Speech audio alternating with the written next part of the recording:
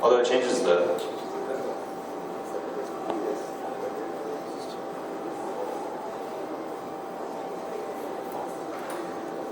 Just going to set up the dual display real quick.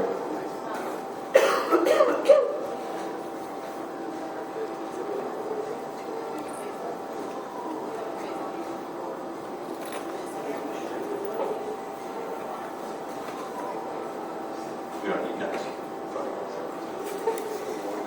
Alright. So today we're going to be talking a bit about League of Legends and that game's developer, Riot Games, and how they're changing esports, and the things that they're doing to change player behavior in terms of increasing sportsmanship, and other stuff to do with positivity and lessening rage within the online community and stuff like that. So, I'm Frank Dillich. I live here in Richmond. I play LoL. I founded the LoL RVA Facebook group, which is the table downstairs.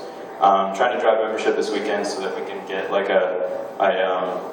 like an LCS or like season-oriented group team scrimmaging program going. Next to me is Marshall. My name is Marshall Smith. I am an amateur caster. I write and draw stuff for League of Legends. And just as a disclaimer, neither of us work for Riot, so we can't actually speak for them. This is just our opinions, and don't take any of this stuff overly seriously. So just putting that out there. We're totally unqualified to do this. No. If we had gotten a little bit more notice, we probably could have gotten a little more sponsorship and stuff. But we've actually casted games together in the VCU tournament one time. So anyway. So, competitive video game. What is esports? If you don't know what it means, it basically just means video games played competitively. The first esport would have been who could get the highest asteroid score, or who can get the highest Pac-Man score, stuff like that. Then it sort of turned into, with Super Nintendo, NBA Jam, Street Fighter, or some of like the hosted world tournaments. Those are some of the titles that they did there. The internet really took it into a different direction, starting with sort of online play with Halo, with console gaming like that and FPSs. The first sort of like implementation of spectator or like an audience to pro gaming and stuff was ERC channels, which is like a text-based chat program if you're not familiar with it. And that would pretty much just output just like headlines of kills and frags in Counter-Strike and stuff, which is extremely boring. Like that's, who would do that except for like the hardcore players? And Unreal Tournament and stuff like that. And that still was like, the videos in terms of paying attention to professional gamers didn't really exist at that point. So. How do they make money? Well, they get sponsorships, and there's a lot of ad revenue for like Razer Gaming, the thing I have on my laptop here, and also pros stream and get a lot of money from streams, from advertisements on their stream. Also, Riot Games has poured a lot of money into their rewards for competitive play. Season 2 and 3 totaled $7 million of their own money, and that's a lot of. So the game is free to play. You can play League of Legends for free at any time, and you can access everything that you need to be competitive for free. You can buy Riot Points, which is like the cash shop, and it gives you like aesthetic rewards and stuff like that, so skins and whatnot. And pretty much all of that money went into the rewards, because their overhead is not quite that much. Also, there's been a lot of big like name corporation sponsorships recently. Curse, one of the top 8 NA teams that competed in the LCS, the 2 LCSs this year, got picked up by Nissan, which is like a really big deal. As well, other teams are like named for their sponsorships. So like Team Vulcan is Vulcan Tech Bargains. That's who they're sponsored by. Samsung Galaxy Ozone.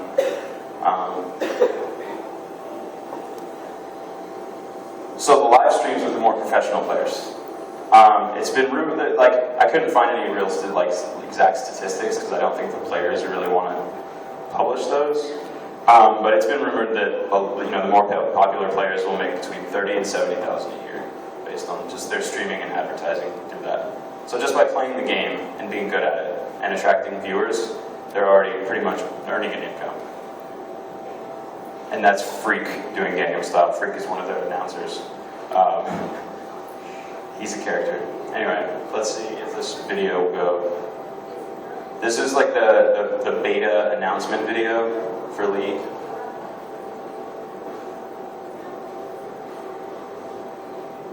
And it's pretty much just like a hype video.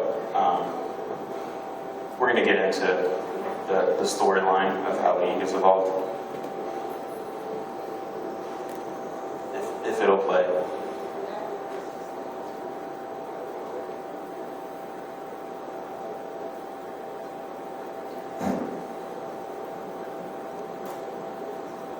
So yeah, it's the amount of sponsorship and money that's been poured into this game by this company is more or less the single biggest like solo investment into a. Think on the level of the NFL. That's how much money is being poured into this game by one company that actually makes no money from people signing up to play a game.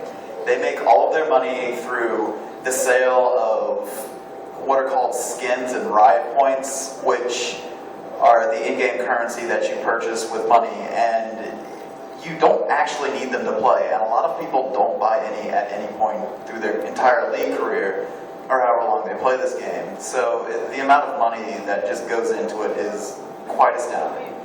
And so League of Legends itself is what is known as a MOBA, which is a massive online battle arena, which started way back in Warcraft, and it started as Aeon of Strife in StarCraft 1, way back in 1998. And it's evolved through various forms.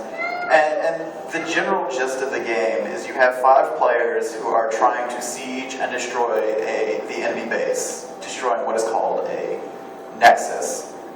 And it's really complicated when you get into it, but the quickest way to go through it is by watching videos of it, and we don't really have the internet capability to stream much up here or downstairs either, so that'll be one of the issues we're trying to overcome. But what you have is you have the purple team and the blue team on either corner of the map. Then you have 3 lanes which monsters or mobs and creeps go down that you can kill for gold, and then you have neutral monsters as well which can be killed for gold. And you have 5 players on a team organized in a certain manner so as best to kill the enemy team and then kill their base. And that's what a MOBA is essentially. A lot of the resources you get are from last hitting what are called minions. So each team has just playerless units that spawn and go through these lanes and just sort of charge at the enemy base and just follow like a behavioral algorithm.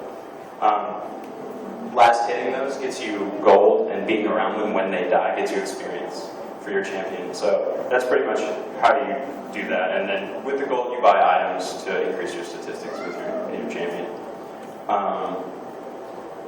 Let's see, go back here. So I was just showing the map there. There are some other things that are slightly more complex, like there are bigger bosses that you can take down to get buffs and stuff like that. But yeah, it basically came out of RTS. If you played Warcraft 3, Reign of Chaos, you remember that they introduced heroes that leveled up themselves and had items and abilities, and that's pretty much the first implementation of that sort of system within RTSs. So there's been a whole bunch. Dota was the first one, or the first big one that really sort of got people into the genre. Since then, there have been like Han, Heroes of New Earth, and some other ones. Dota 2 is like the biggest competitor to League, developed by Valve. It's actually Dota 2. It's the sequel in terms of like technicalness and like franchise, but in terms of development and a lot of the software engineers that worked on it, it's not really the same because it got picked up by Valve. So here again, you got the dragon and Baron Nashor, which gives you a buff, spawns in the river here. These 2 icons, and these have longer respawn times, so they're sort of like fluctuating objectives that your team has to control. Okay, so The 5-team, the meta right now, in terms of like the best strategy to take out the enemy nexus, is to have one person top, a person that roams the map and has a summoner spell called Smite, which does an explosive amount of damage to jungle creeps and non-player characters. And then there's a single solo mid laner, and then a sort of glass cannon marksman and a sort of bodyguard for them support. And we're going to go over these types here. So each of the 5 positions, it appeals to different types of people. In top lane, you have fighters and bruisers and tanks and really beefy big guys usually that just stand in front of your team and keep you safe while trying to just destroy the enemies and kind of just wade into combat and make life miserable for the enemy team. And as a top player personally, top is about being aggressive and trying to hurt people. And you want to just go out, punch stuff in the face, and just kind of walk back and laugh. That's kind of what you want to have with the mentality there. And it's yeah, or you can be an unstoppable force, and you can't stop the rock. But there's a lot of fighting and just constant action, so it appeals to people who like fighting games, who they don't like the strategy so much as they just like non-stop action. And the second position is the jungler. Now, this is probably the most versatile position because you're constantly moving around the map. And your goal is literally to help your team advance. That's like your entire mentality is helping your team as much as possible. And you do this by controlling buffs and objectives through the use of your summoner spell, Smite, which does, as he said, explosive damage to neutral monsters and enemy creeps. And it's like the mentality behind a jungler is helping people. So you usually have the really nice people who know a lot about the game trying to help you win. They're trying to progress the map and to literally help you win the game. They're probably the least tunnel visioned of all the positions because they have to be paying attention to the entire map almost all the time. And it is a versatile position. There's a lot of different personalities that can come out in jungling, and it kind of shifts with the meta in terms of what's the strongest and what's the best. There's been times where jungle has been super passive and has been basically a second support, and there's been times where jungler has been really explosive and have been sort of like an extra carry and have been pretty much damage dealers and stuff like that. So it kind of goes back and forth. The third position you have is the mid laner, and that is defined by playing in the middle lane. And this is another really kind of diverse position because you can have really dangerous burst mages who just immediately kill people, and you can have assassins who do the same thing. And they're really valued due to their ability to kill people and then push and to help you progress the game as well. And you have to be really good at being aware of what's going on. And this is another one of those positions that it's really easy to get lost in tunnel vision, but you have to have good awareness about the game and you have to know what's going on to actually do well in this position. It's also a really good position for leader types to fall into. If you like directing and you like the strategy behind the game, mid lane is a good place to go. Now, marksman is actually what used to be known as an attack damage carry. And this is kind of a standard position. It's a DPS and WoW. It's anybody who sits in the back and does lots of damage. A hunter. That's more or less what it is. And it's your job to stay alive and to stay safe and to make people cry. And it's your job to just stay in the back and hurt people. And it's all about the mechanics when it comes to an AD carry. This is probably the most mechanically involved. Your APM has to be really high. And for people who don't know what APM is, APM stands for actions per minute. That's more or less how many times you're inputting something into your mouse or keyboard while playing the game. And to put that in perspective, some of the higher levels is, it's 400 per minute? Something like that? Okay. 200 plus. totally crazy. But that's for StarCraft. So that's 200 plus. That's really, really, really fast. That's 4 or 5 clicks per second, just going back and forth, micromanaging things. And so, and keystrokes, right? But the marksman, its job is to stand back, to hurt people, and it's a really, really involved champion, but really, really self-centric. And I don't want to say selfish, but that's kind of the mentality you have to have when playing a marksman, just because it's so involved in yourself, and keeping yourself safe, and itemizing for yourself. They're the most prone position to like, if things start to go poorly in a team fight, to just cut and run and just save themselves, because they're more focused on farming up and becoming powerful just themselves. So sometimes they'll sacrifice a couple teammates just to be safe. So, but that's like the best strategy. That's okay. So support. I want to go over support. Support is probably my favorite position. It's probably mentality-wise the most different from the other four. Healers, the people that play healers in MMORPGs like WoW and stuff will probably fall into this role easiest, because you literally are just playing support for your team. All you're doing is, there's a lot of supports that have heals. Most of it is for CC, for crowd control, which means like things that inhibit other people's control of their character. So stuns, silences, moves, knockouts, knockbacks, all those good things, fears. You need to know your matchup and stuff. I mean, all lanes should know their matchups. Junglers are pretty much, junglers, the matchup is less relevant because you don't interact with the enemy jungler typically as often. But you need to know your matchups because supports highly carry the laning phase. So early on in the game, they have more power to influence the situation than the AD carry does. The AD carry, the marksman they start off extremely weak and they scale a lot faster, so they become more powerful later on. Support is a lot of warding. So what wards are just like little things that you place on the ground, and they last an amount of time, and they give your team vision of an area instead of it being fog of war, so you don't know what's going on there. So wards are a big thing for your team to get vision so that you know where the enemy team is and you can set up plays and be aggressive in the most intelligent way possible. Okay, so now we're going to go a little bit over the, so right now League is in Season 3. We're going to go over how far they've come. So the game was the original conception of the game happened way back in 2008 by a developer known as Steve Ginsu Feek, and he worked on Dota All-Stars. And now he separated and joined Mark Merrill and another guy, and they're the CEO and owner of the company.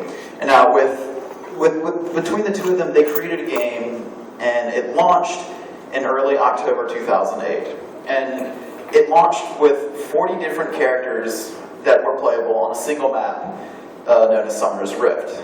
Shortly after that, the Twisted Tree Line became available, and throughout what was called Pre-Season 1, 16 new characters became available, and there were a few small tournaments available with like $15,000 in total prize money. And now, this was a video game that had just launched, so this hadn't been done before where this much prize money was available in this short a time. Yeah, and this was also a brand new company pumping money into a game they had no idea if it was going to succeed. So this was something brand new that had never been done before.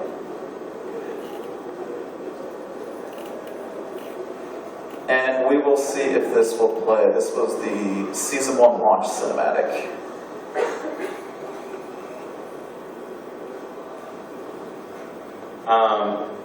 I don't think that we're going to get to a lot of videos here because of the internet right now. But I am going to share this presentation on a Facebook RVACON thing so that you can go back and have all the links and stuff.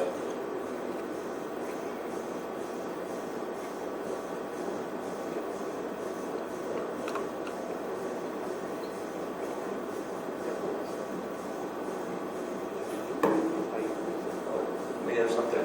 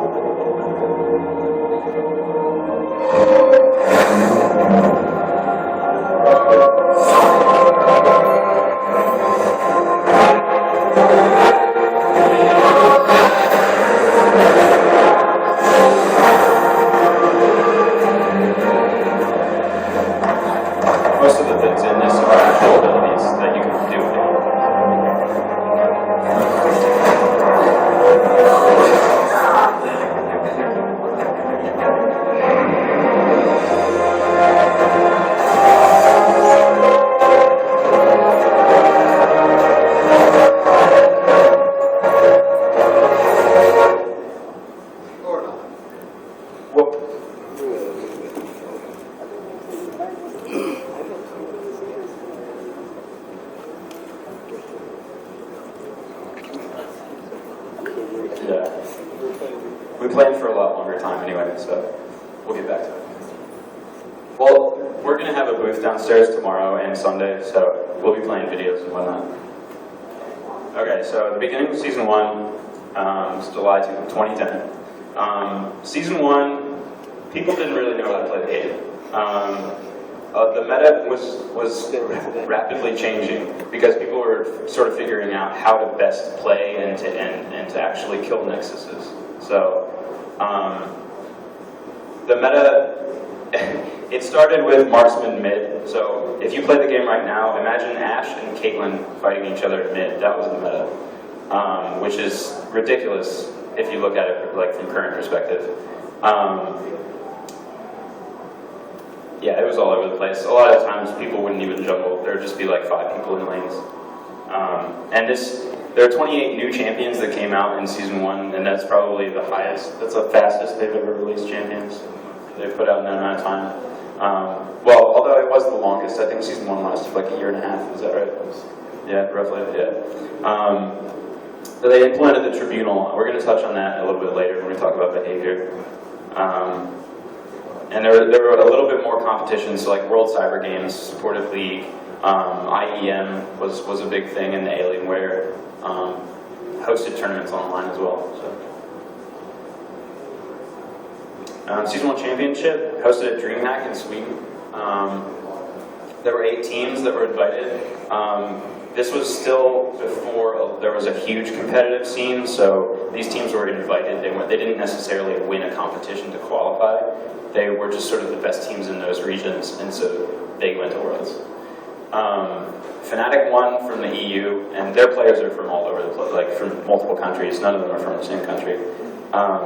And the grand prize was only $50,000. North America took 3rd and 4th, which I think is like the best we've done, period, so far. Yeah. This is a Dominion thing. This is a cinematic that explains Dominion, but we can do that verbally.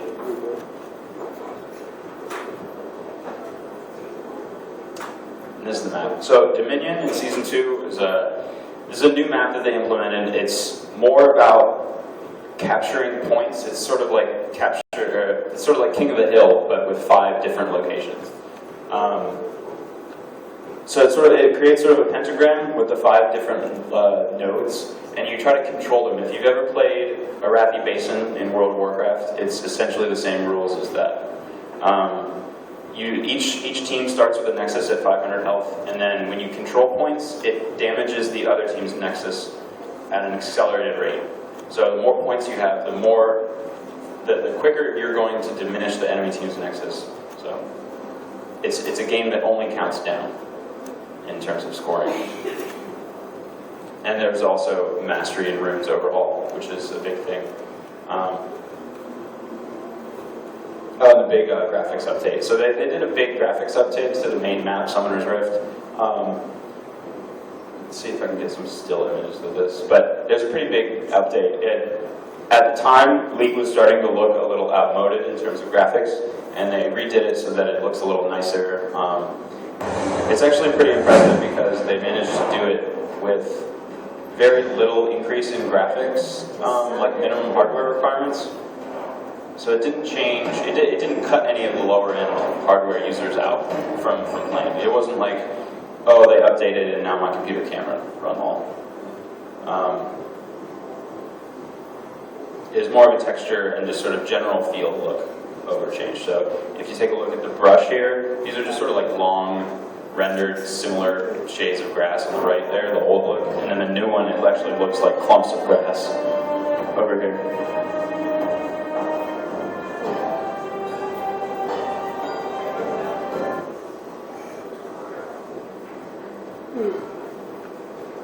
One of the bigger things is that in the base, the tiles on the ground, the older look is pretty much just like a repeated tile. It looked very, very low quality. And they updated it so there's different size stone slabs on the ground. It looked a lot nicer.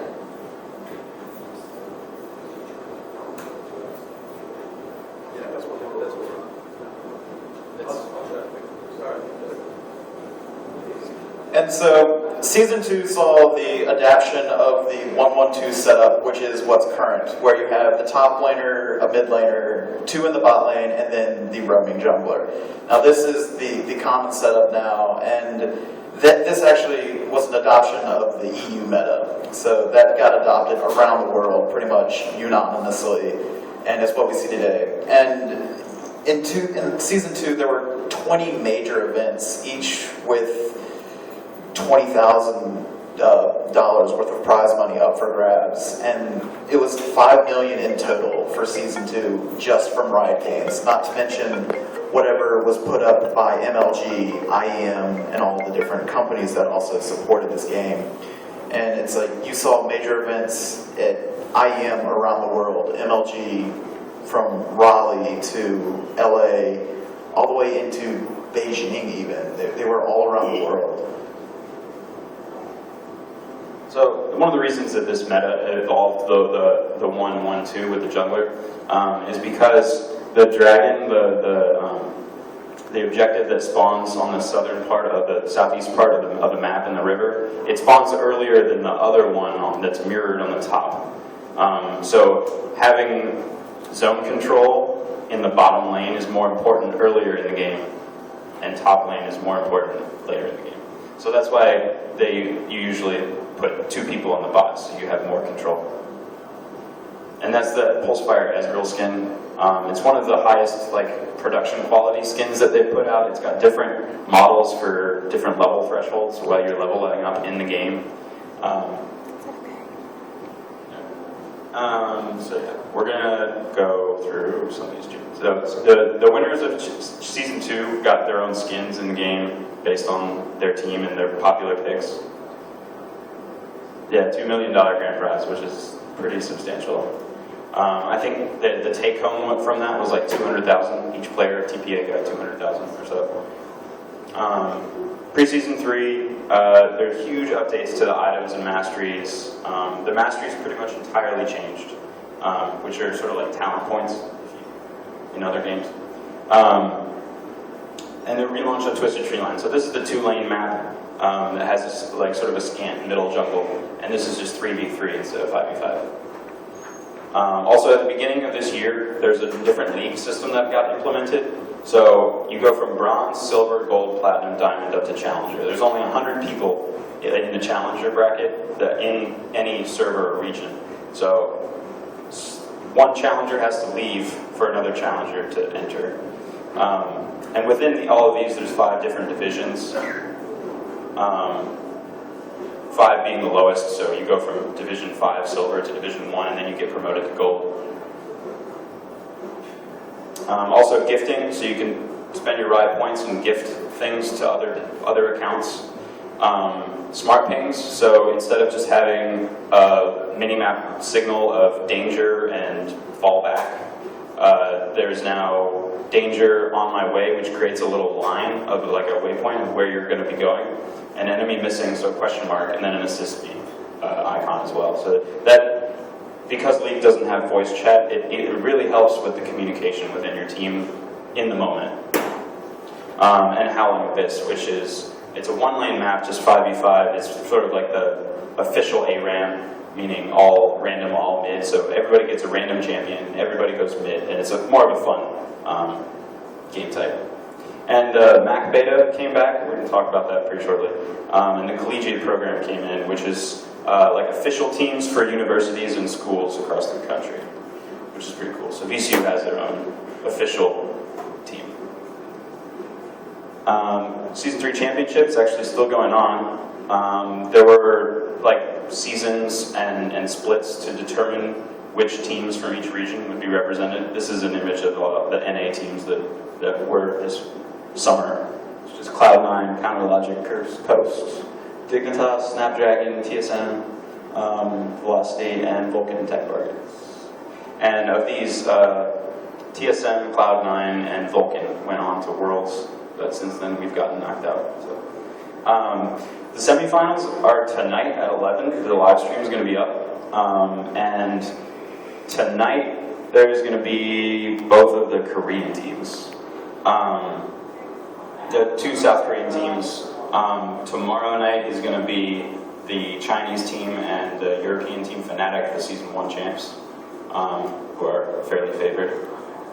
So yeah, if you go to na.lolesports.com, that's pretty much the hub. It's got all the information that you could want.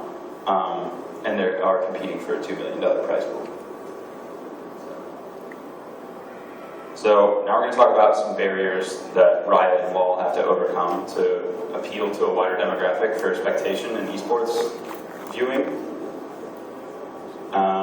So the most important thing is job security. Most video games since League of Legends, or before League of Legends, like, they had a finite lifespan. So you could expect that this game would enjoy popularity for a year or two, or a few years, and then it would fall out of popularity and there wouldn't be any money to be made of it.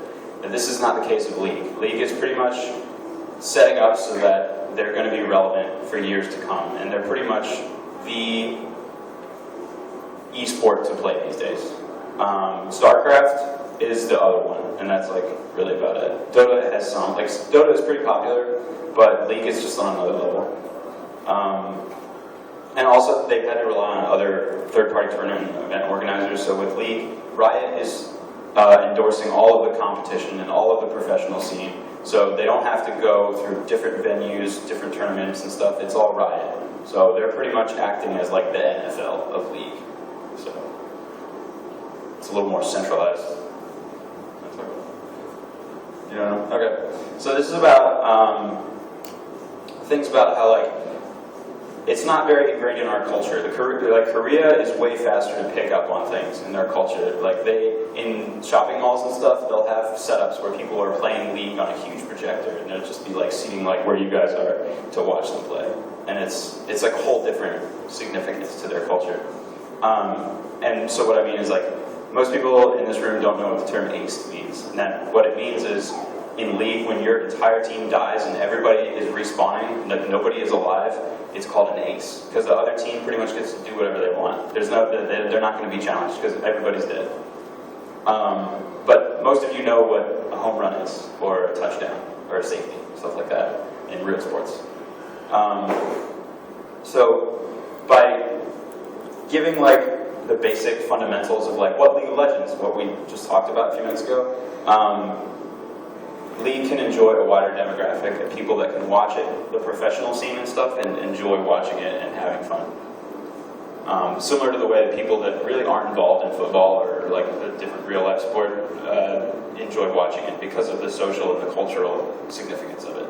So, and this is a picture of Dyrus, TSM's top laner, who, when he moved into the house, accidentally messed with the microwave incorrectly and almost started a fire and burned the house down. So that's the the meme with it.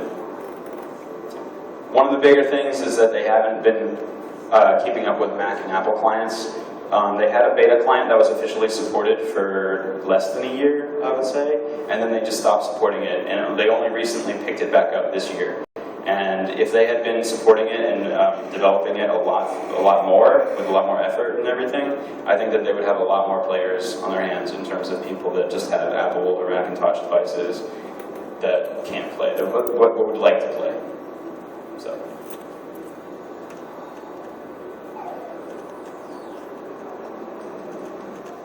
No. Also, minimum hardware requirements. You can't play if you don't have a computer that runs League of Legends. Luckily, they're not that high, and compared to current gen games, it's extremely easy to run League of Legends on a computer. It's not that graphically intensive, but there are machines that don't run it. Like this laptop that I'm using here is dual-core 1.47 gigahertz or something. It's in Intel. It runs League at like 12 FPS with the onboard graphics. So, not worth. And a reliable internet connection for ranked. That's really important. Anybody here that plays and has stepped into ranked arena knows that the frustration that comes with disconnecting players is beyond anyone else's comprehension. It's way, way out there.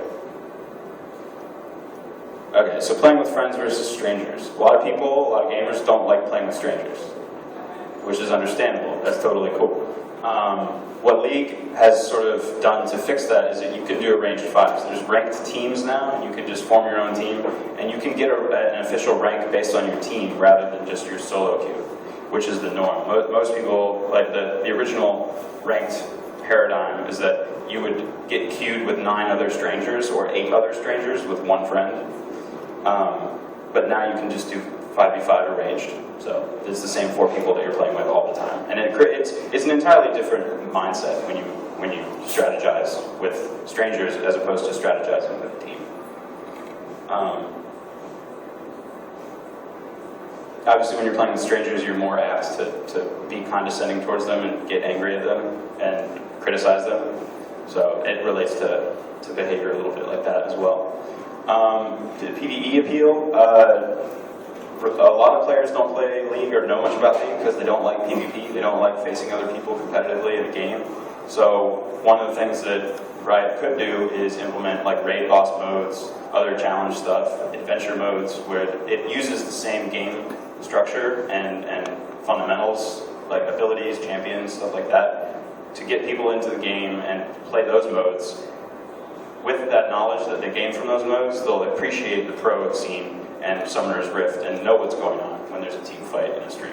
So, and League's AI, the bot AI, is pretty pathetic.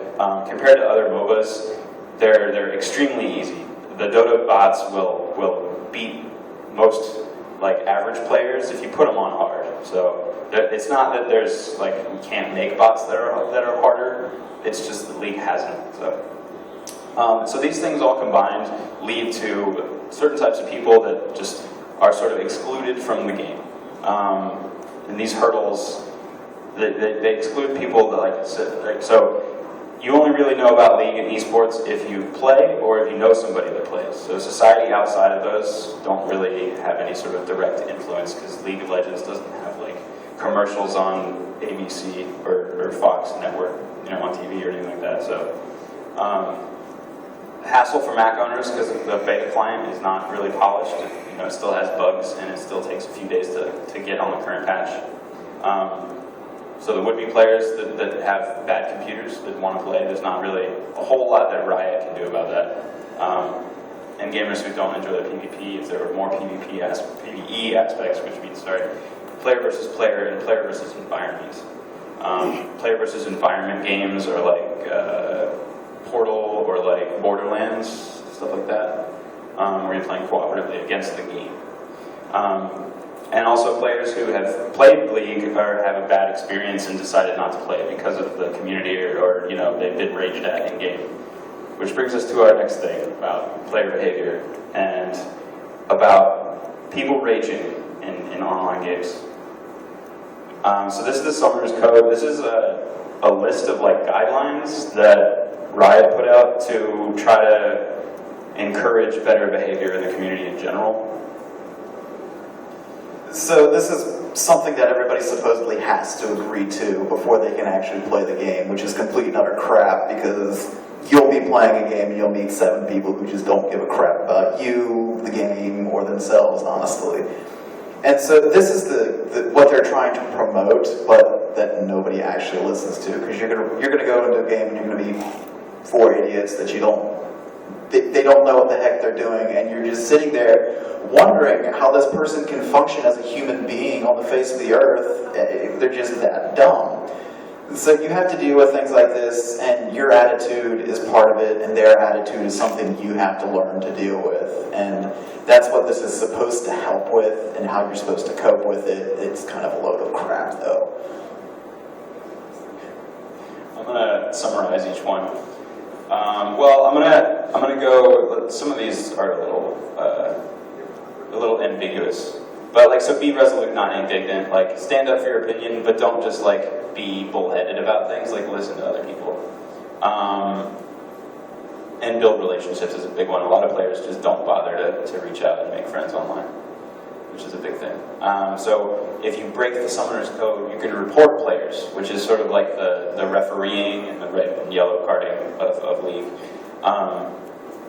So these are considered punishable. Explicit hate terms, hate speech, people that are viciously insulting, repetitive negative attitudes, that are just like, well, we're going to lose from the get-go every single game.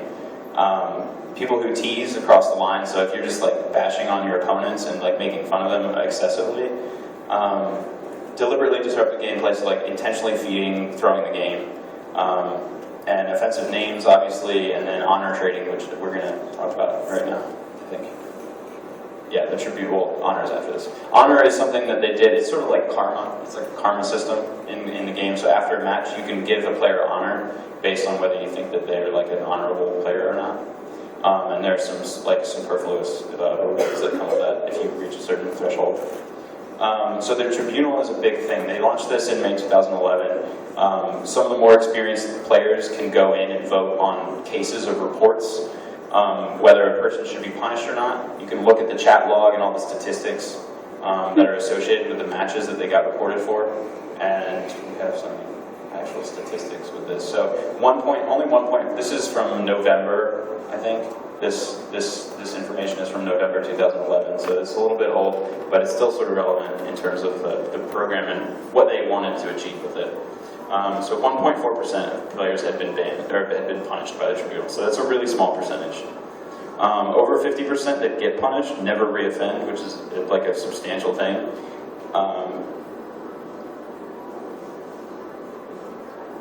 Yeah, some of these graphs you can look at later if you want. One of the things I want to point out on this side is 71% of people are reported by their own team, whereas only 29% reported by the enemy team. So if you're negative, your teammates are going to pick up on that faster than your opponents. Like, your teammates are going to care more. I really want this video to work, though.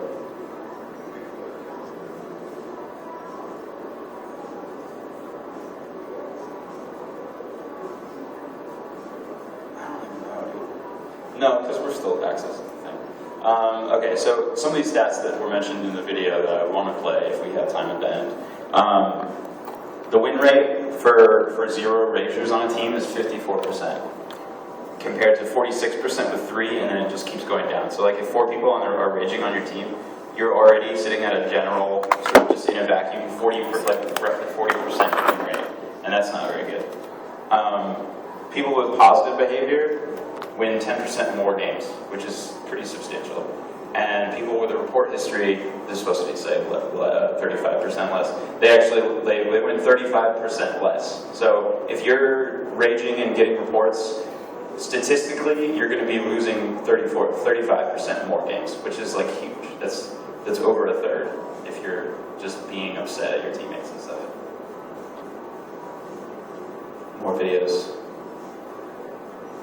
This is SK Gaming as a European team, and Ocelot is one of their players.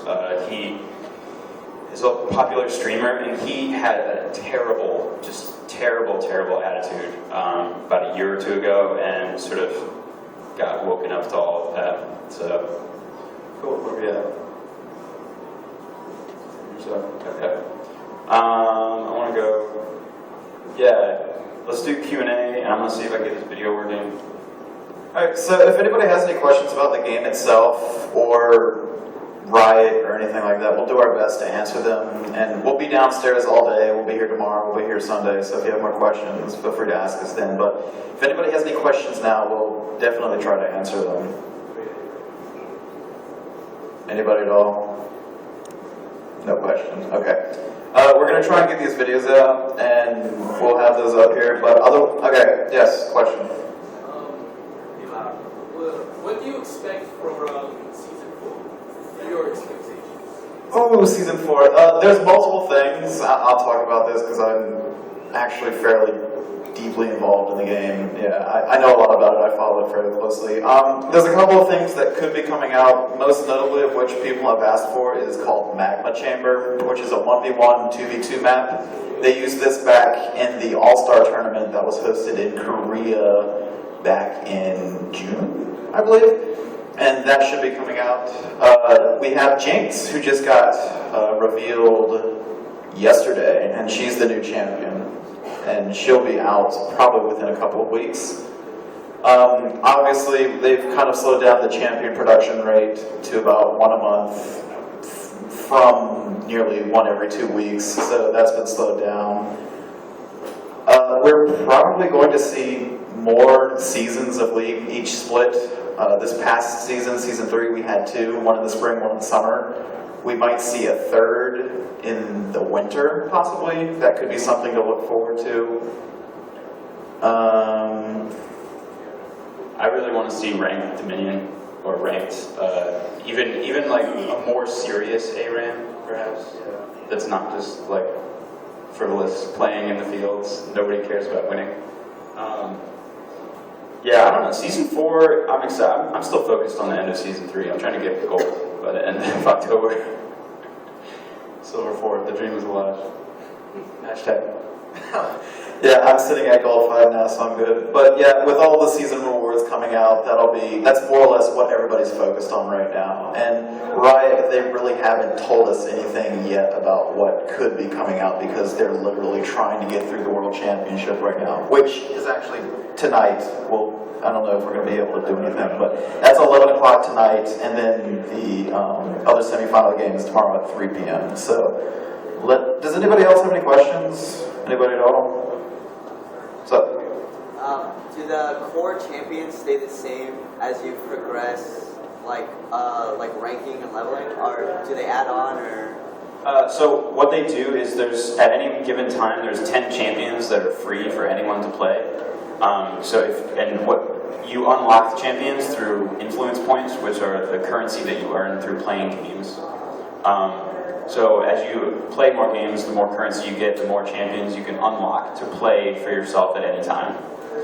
But other than your champions that you've unlocked, there's 10 that fluctuate, like every week or 2, is it 2 or 1? Every 2 weeks, I think, there's 10 champions that are free, and they rotate what champions are free.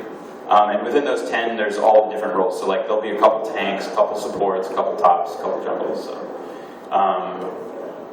they make it nice so that as you're leveling, you get a more sort of broad experience. You're not just playing the same champion from summoner level 1 to summoner level 30, which is the max. Does that answer your question? Yeah, absolutely. Thank you. Any other questions? Yes? How do you feel about Lucian's hold?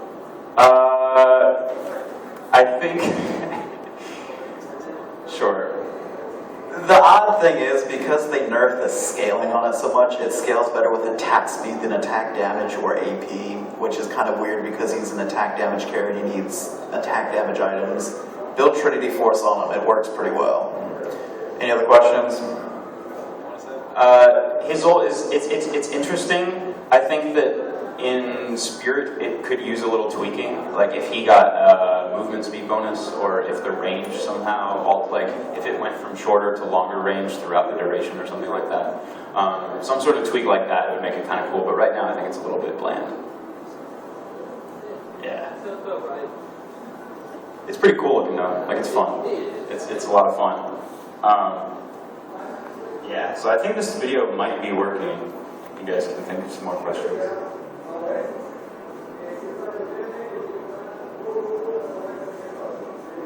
If anybody else has any other questions, like I said, We've been we'll be downstairs. So, yeah, we're going to play this out while we're done. So, thank you guys for coming to the panel. Okay, well, but thank you for coming to the panel. We're going to have this playing while we finish out. It's only 3 minutes. Stick around and watch it if you want. We'll be downstairs all day, today, tomorrow, and Sunday. So come by and see us. We've got a little bit of swag to give away. We don't have a huge amount. And you can sign up there for more information about League of Legends, our group, who we are, what we represent, and stuff like that. So Look up LOL RVA on Facebook. Join the group. Lots of resources. I've learned over the 2 years or so after founding it that no trolls are the best amount of trolls, and so there's pretty much a zero troll tolerance. We had some trouble with negative attitudes previously, but now people just get the banhammer. So yeah, look up LOL RVA on Facebook, and also Dwy. I'm here repping Dwy, which is an online gaming community. They're getting a lot of sponsorships. They're doing bi-weekly events. Wednesdays are like ARAM pub nights, and Saturdays are summoner draft nights. So some of the better players will go in and pick up their players for their team and then do a tournament that night. newbies are prioritized, so if it's the first time you've done it, you will get picked on a team. So yeah, look up to Y as well. Don't worry about it, is what it stands for. It's usually more fun when we win. It takes a lot to succeed in LoL, and games are won with more than individual skill and reflexes. Your ability to coordinate as a team has a significant impact on a game's outcome. In fact, sportsman-like players win over 1.7 million more games than average players every day. Teamwork plays a bigger role in League than you might think. Let's take a closer look at how it can impact your game. Say you start a game and one of your teammates gives up a few early kills. Before you know it, he's throwing a tantrum. Now you've got a choice. You could go full 5-year-old on him, yell and scream and give him hell, because of course, that'll help the situation improve. What some players fail to understand is epic comebacks don't come from berating your teammates. Rage doesn't win games. Each negative player on a team decreases your chances of winning, from a 54% average win rate with 0 ragers down to a 46% win rate with 3. And it keeps getting worse from there. So, it makes more sense to focus on winning. Help your teammate out. Buy some wards or concentrate on your lane. And keep tempers from flaring in chat. Players who keep their team focused win more games. Players who fight fire with fire sabotage their own chances at winning. Sportsmanship and teamwork win games. The impact of teamwork can be tracked in real time too. You just have to follow the goal. Our early findings suggest a direct correlation between a team's behavior and the goal they're capable of earning in a match. In this case, things start to go downhill after a failed game. One player decides the other is a noob and flies off the handle. Meanwhile, the opposing team stays focused, which means they can grab objectives. More objectives, more gold. More gold, more needlessly large items. More needlessly large items, more GG. The power of teamwork can even be traced down to the individual level. Players with a record of positive behavior win 10% more games than the average Joe. On the other hand, a player with a report history will on average go on to win 35% fewer games. It's pretty clear. Teams that help each other through tough scrapes are much more likely to win. So, next time you're looking for a win in League, just remember, teamwork, OP.